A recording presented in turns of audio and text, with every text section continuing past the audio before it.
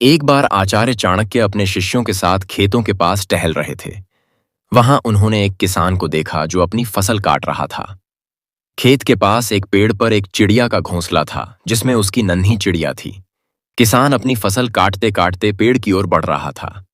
यह देखकर शिष्यों ने चाणक्य से पूछा, आचार्य, यह चिड़िया और उसके बच्चे तो किसान के हाथों मारे जाएंगे, क्या हमें किसान को रोकना नहीं चाहिए? चाणक्य ने मुस्कुराते हुए उत्तर दिया, अभी समय नहीं आया है, थोड़ा इंतजार करो। शिष्य सोच में पड़ गए। तभी उन्होंने देखा कि किसान पेड़ के पास आया और कहने लगा, यह पेड़ मुझे अब फसल काटने से रोक रहा है, इसे कल काट दूंगा। किसान इतना कहकर वहां से चला गया। घोंसले में बैठी चिड़िया ने यह सुना और अपने बच्चों से कहा, बच्चों, हमें जल्दी ही यह जगह छोड़नी होगी, क्योंकि यह किसान पेड़ काटने की बात कर रहा है। लेकिन अगले दिन किसान पेड़ काटने नहीं आया, वह किसी अन्य काम में व्यस्त हो गया।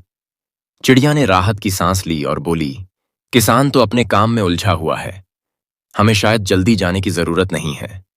कुछ दिन और बीत गए। किसान ने फिर कहा, अब मैं इस पेड़ को कल जरूर काट दूंगा, लेकिन वह फिर भी नहीं आया।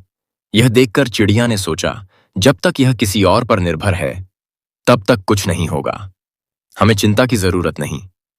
आखिरकार एक दिन किसान ने खुद अपना कुल्हाड़ा उठाया और बोला, अब मैं इस काम को किसी और पर नहीं छोड़ सकता, मुझे खुद ही इसे करना होगा। यह सुनकर चिड़िया ने तुरंत अपने बच्चों से कहा, अब हमें तुरंत यह जगह छोड़नी होगी। जो खुद अपने काम को करने का संकल्प लेता है वही अपने इरादों को पूरा करता है। चिड़िया ने अपने बच्चों के साथ उस पेड़ को छोड़ दिया। उसी दिन किसान ने पेड़ काट दिया। चाणक्य ने शिष्यों से कहा, यह कहानी हमें सिखाती है कि जो व्यक्ति अपने काम को दूसरों पर छोड़ता है वह अपने लक्ष्य को कभी प्राप्त नहीं कर सकता, लेकिन जो खुद अपने प्रयासों पर भरोसा करता है और कर्म करने का संकल्प लेता है वही सफलता प्राप्त करता है। चाणक्य, जिन्हें कौटिल्य या विष्णुगुप्त के नाम से भी जाना जाता है, मौर्य साम्राज्य के महान राजनीतिक गुरु और अर्थशास्त्र के रचयिता थे। उनकी नीति और दूरदृष्टि ने चंद्रगुप्त मौर्य को मगध के सिंहासन तक पहुंचाया। चाणक्य नीति में सत्य और असत्य के बीच का अंतर बहुत ही स्पष्ट और व्यावहारिक रूप में प्रस्तुत किया गया है। चाणक्य तक्षशिला विश्वविद्यालय में पढ़ाते थे और उनके शिष्य उनसे राजनीति, कूटनीति और नैतिकता के गहरे सबक सीखते थे। एक दिन उनके शिष्यों ने उनसे पूछा, गुरुदेव, सत्य और असत्य में अंतर कैसे पहचाना जाए? चाणक्य मुस्कुराए और बोले, इस प्रश्न का उत्तर देने के लिए तुम्हें एक परीक्षा देनी होगी। उन्होंने दो शिष्यों को एक कार्य सौंपा। पहले शिष्य को आदेश दिया गया, राज्य के प्रत्येक व्यक्ति के पास जाओ और जो भी वे कहें उसे सत्य मानो। दूसरे शिष्य से कहा, राज्य के लोगों के पास जाओ और उनकी हर बात को संदेह की दृष्टि से देखो, जब तक कि तुम्हें ठोस प्रमाण न मिल जाए। दोनों शिष्य एक सप्ताह बाद लौटे। पहला शिष्य बोला, गुरुदेव, दुनिया सच्चे और नेक लोगों से भरी है, सभी लोग ईमानदार हैं, क्योंकि उन्होंने जो कहा मैंने उसे सत्य मान लिया। दूसरे शिष्य ने कहा, गुरुदेव, दुनिया धोखेबाजों से भरी है, हर कोई झूठ बोलता है या छुपाता है, कोई भी पूरी तरह ईमानदार नहीं है। चाणक्य हंसे और बोले, देखो, तुम दोनों ने एक ही समाज को देखा लेकिन अलग निष्कर्ष निकाले। सत्य और असत्य तुम्हारी सोच और दृष्टिकोण पर निर्भर करता है। सत्य वह नहीं जो केवल कहा जाए, बल्कि वह है जिसे जांच परख के बाद भी स्थिर पाया जाए। फिर उन्होंने समझाया, सत्य वही है जो समय और तर्क की कसौटी पर खरा उतरे। आंखों से देखे बिना विश्वास करना मूर्खता है और हर चीज पर संदेह करना भी अज्ञानता है। सच्चा ज्ञानी वही है जो दोनों के बीच संतुलन बनाए रखे। चाणक्य नीति से सीख सत्य की परख अनुभव और विवेक से होती है। अंधविश्वास और अत्यधिक संदेह दोनों ही नुकसानदायक हैं। सच्चाई वही है जो समय, तर्क और प्रमाण के सामने टिक सके। यह कहानी आज भी हमें यह सिखाती है कि जीवन में न तो हर चीज पर आंख मूंद कर भरोसा करना चाहिए और न ही हर बात पर बेवजह संदेह करना चाहिए। संतुलित दृष्टिकोण ही हमें सत्य के करीब ले जाता है। आचार्य चाणक्य नीति से प्रेरित एक छोटी कहानी, चींटी का धैर्य और परिश्रम। प्राचीन काल की बात है। आचार्य चाणक्य अपने शिष्यों को जीवन का महत्वपूर्ण पाठ पढ़ा रहे थे। एक दिन उन्होंने अपने शिष्यों से पूछा, सफलता का सबसे बड़ा रहस्य क्या है? शिष्य सोच में पड़ गए। किसी ने कहा, मेहनत। किसी ने कहा, भाग्य।